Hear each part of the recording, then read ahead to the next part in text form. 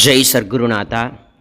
நம்ம மாதம் நம்ம சேனலில் ஒரு விஷயத்த சொல்லிகிட்டே இருக்கோம். என்ன அப்படின்னா, மாதம் பௌர்ணமி தினத்தன்னைக்கு நீங்கள் ஆலயங்களுக்கு செல்கிறீர்களோ அல்லது வீட்டில் பூஜைகளோ எது செய்தாலும், இப்போ நீங்கள் பார்க்கக்கூடிய அந்த 21 தீபங்களை தொடர்ந்து இதை நான் டெய்லியும் போட சொல்லுவோம்.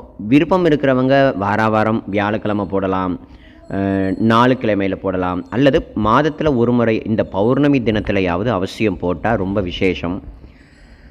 இது இப்போ நடக்கிறது மார்கழி மாதம்.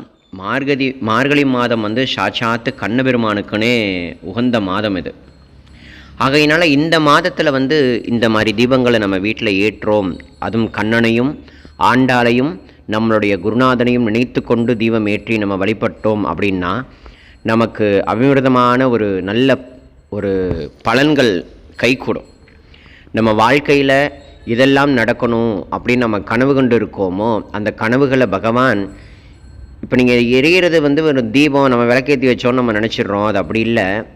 இந்த தீபங்களை எவ்வளவு தீபங்களை நம்ம ஏற்றுறோமோ, பாபா அருட்பெருஞ்சோதி ஆண்டவனான ஸ்ரீ வள்ளல் பெருமான் இது போன்ற எண்ணற்ற மகான்கள் இந்த தீபஜோதி வழிபாட்டுக்கு ரொம்ப முக்கியத்துவம் கொடுக்குறாங்க. அன்னை ராதாகிருஷ்ணமாயையும் ஷிரடியில் இருக்கும் பொழுது ஷாலா முழுக்க தீபங்கள் ஏற்றி வழிபாடு செய்கிறது தான் நம்ம நிறைய சொல்லியிருக்கோம். ஆகையினால் இந்த பௌர்ணமியை யாரும் மிஸ் பண்ணிடாதீங்க. இன்றைக்கி ஜனவரி 2, இன்றைக்கே பௌர்ணமி தொடங்கிடுது. ஆனாலும் நாளைக்கு ரொம்ப முக்கியமாக அது கருதப்படுது. ஆகையினால் ஆருத்ரா தரிசனம் வேறு ஈஸ்வரனுடைய ஆலயங்களில். அதனால் உங்களுக்கு விருப்பம் இருந்தால் இன்றைக்கும் ஏற்றலாம். அந்தி சமயங்கிறது மாலை 6 மணிக்கு அந்த அந்த பொழுது சாயக்கூடிய நேரம் அவ்வளோ ஒரு புனிதமான நேரம், சரிங்களா? அதனால தான் எல்லா க்ஷேத்திரங்கள்லேயும் ஆரத்தி பூஜைகள்லாம் நடக்கும். ஸோ அதே சமயத்தில் நம்ம இல்லங்கள்லையோ இல்லை நம்ம போகக்கூடிய கோவில்கள்லையோ இந்த மாதிரி தீபங்களை ஏற்றி நம்ம பிரார்த்தனை செய்து கொண்டோமே ஆனால் நம்மளுடைய பிரார்த்தனைகள் எல்லாமே பகவத் சங்கல்பத்தோடு நல்லபடியாக அது நடக்கும் அப்படின்றது ஒரு பெரியதான நம்பிக்கை. ஆகையினால் அவசியம் எல்லாரும் இந்த மாதிரி 21 தீபங்களை ஏற்றுங்க. உங்களுக்கு இந்த விஷயம் தெரிந்ததோடு மட்டும் இல்லாமல் உங்களுக்கு தெரிந்த மக்களுக்கும் ஜனங்களுக்கும் பக்தர்களுக்கும் எல்லாருக்கும் காமனாக அனுப்பிவிடுங்க.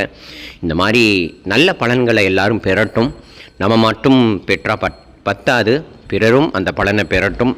அப்படி அதுவும் ஒரு சேவை தான். ஆகையினால் எல்லாரும் அவசியம் மறந்துடக்கூடாது, தீபங்கள் ஏற்றணும். 21 தீபங்களை பிரார்த்தனை செய்து கொண்டு தீபங்கள் ஏற்றி அங்கே கொஞ்ச நேரம் உட்கார்ந்து பிரார்த்தனை செய்து கொள்ளலாம். ஓம் சாய்ராம்.